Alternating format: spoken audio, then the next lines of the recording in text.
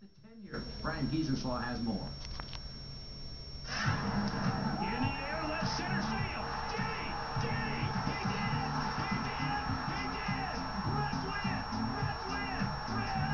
Reds win! Over the course of a 162-game season, you never know how a game might end. They all start the same way. The cage and the screen come out for batting practice a few hours before game time. And that's when the man they call Lefty goes to work for the Reds. Along with Brian Price, Billy Hatcher, and other full-time members of the Reds coaching staff, Tim Burman throws BP for the Reds before every game at Great American Ballpark.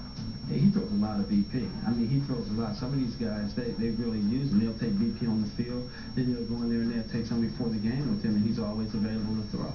And just like he repeatedly throws strike after strike in batting practice every day, Tim's time with the Reds has been that same model of consistency, because he's been throwing batting practice for the Reds since before some of the players on this team were even born. You've been throwing BP for the Reds for 24 years. Are guys aware that he's been doing this for 24 years? That's the first time I've known that. I have no idea how long he had been doing it. A standout pitcher at Elder High School, and then an All-American at UC under legendary Bearcats coach Glenn Sample. Burman was drafted by the Pirates in 1974, but not long after, rotator cuff surgery ended his professional career. Got to AAA in spring training, and that's when I had the surgery after that, and nobody wanted a sore-arm left-hand pitcher. But years later, the Reds did want him.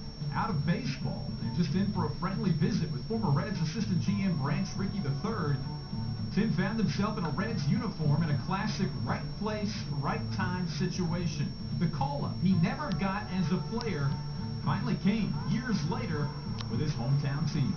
They needed a left-handed batting practice pitcher, so I came down and threw a little bit, and Tony Perez was the hitting coach back then.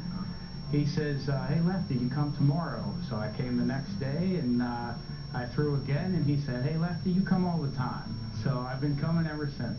I get a kick out of seeing people like Eric Davis, who hasn't been around for a while, and all of a sudden he shows up, and people like that.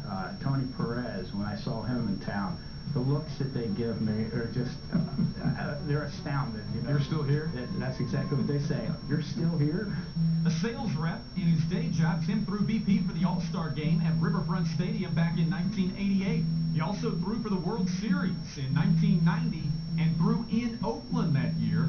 He was on hand to celebrate the Reds' 4-game sweep of the A's. To be in that locker room afterwards was just indescribable. It was so much fun, and I think about it every once in a while. So it's just been a great ride, and I'm just hanging on tight. Obviously, Timmy doesn't have the stuff of Cliff Lee, but you know it's just a look from the left-handed slot. You know we've hit lefties pretty well this year, so I think Timmy deserves some credit. Yeah, Timmy's great. You know, he's always in a great mood. He's, like you said, if you have a bad batting practice and you don't have your confidence up, you know, guys grab him. I've grabbed him before, and you know, head to the cage and get some more batting practice, and he's always raring to go. He's a great guy to have around. When I was about 41, I was hoping, my goal was to continue to do it till I was 50. I'm 58 now. My goals are a little shorter, but I want to continue to do it, and hopefully mid-60s would be outstanding. So that's kind of my goal right now, and God willing, and the Reds let me hang around long enough, I'll hang in there as long as they let me. And we'll second that.